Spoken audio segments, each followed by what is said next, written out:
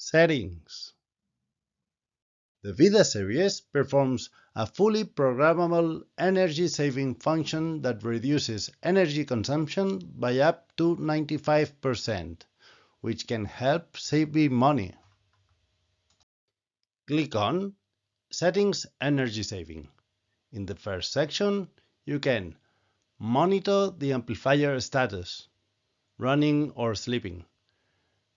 Activate or not the sleep mode, so it will make the power amplifier to sleep whenever the 4 channels are in standby.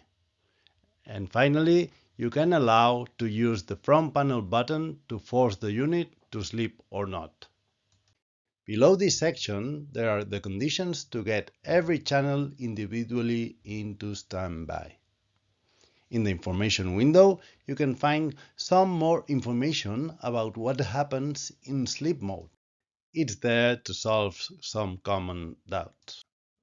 As an example, see consumptions of a VIDA 24Q. Idle means that the amplifier modules are not in standby, but there is no signal. The consumption is around 72 watts.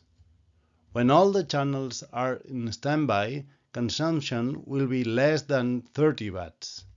Getting the device into sleep mode will reduce the power consumption to less than 5 watts.